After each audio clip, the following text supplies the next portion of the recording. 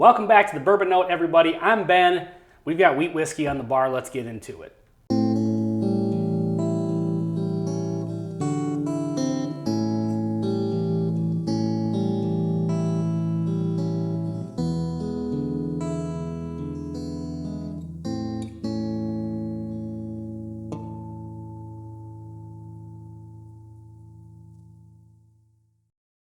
So I'm back with another solo review today. Batch filmed a couple of these when Greg and I couldn't get together and we didn't have any content to put out. So filming a couple of these just to make sure we have enough to keep the channel rolling for the next week or so. So let's get into what's on top of the bar here. We've got BAM. This is Bernheim Original Barrel Proof Wheat Whiskey.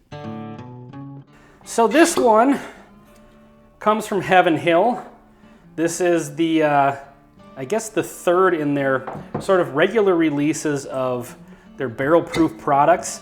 You know, obviously everybody's familiar with the Larceny Barrel Proof, which is a wheated bourbon, and the Elijah Craig Barrel Proof. This one happens to be the A224, which is kind of confusing because they usually do the other ones A1, you know, and then the year. This is actually the first bottle of this I've ever purchased. This is the first time I ever saw this in Minnesota, was last weekend, so hopefully they keep these coming. The mash bill on this is 51% wheat, 37% corn, 12% malted barley. So it's barely legally a wheat whiskey. Also the proof, 66.6, 125.2 proof. So kind of a banger. I don't know the age statement on these, but if they're like the Larcenies, which I think they are, I think it's around 6 to 8 years maybe.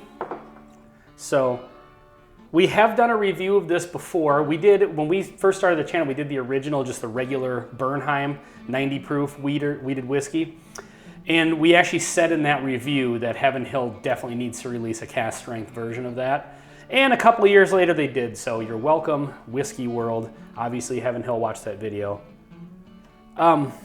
Great nose on this. Greg and I really liked the two batches that we had. They were samples. But I know some people are kind of wishy-washy on this one. Wishy-washy? 50-50? I don't know. This has, for being 51% wheat, I mean, it's really wheat forward, which I like. I like it when like a wheated bourbon has that really good bready note. I suppose when you can get a wheated bourbon and it has enough wheat after the 51% corn to give you that bready note, maybe it just doesn't take much more than the 51%. To kind of give you that. Maybe it'd be overkill if you did more. Yeah, this is just really grain forward, but in a good way. Cereal grain, like some Cheerios. And just that really nice wheat note. But it's sweet at the same time. There's some sweetness in there, like, you know, your standard caramels and vanillas and stuff, but they're really, really kind of muted on the nose, and there's just this really nice, boy, I don't know how to describe it.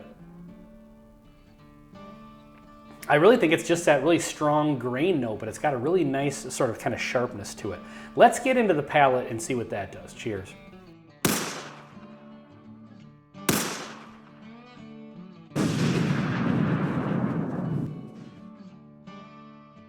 Wow.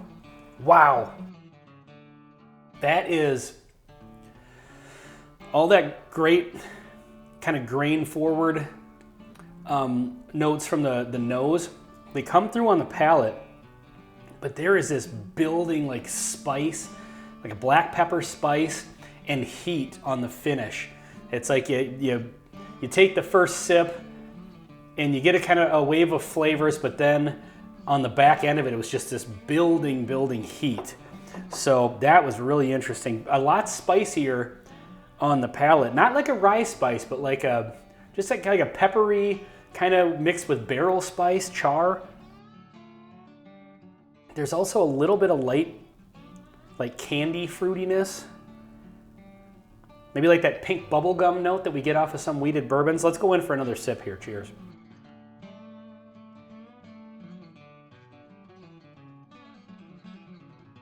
Man, this is a really tough one, excuse me, to describe. There is something going on there that I'm just having a really hard time putting my finger on, but it comes across as like textured. It's like a sharp, Greg and I sometimes talk about how sometimes a whiskey just the sort of bite that you get from it almost kind of has like this, kind of like that granular sugar. Excuse me, my phone's ringing.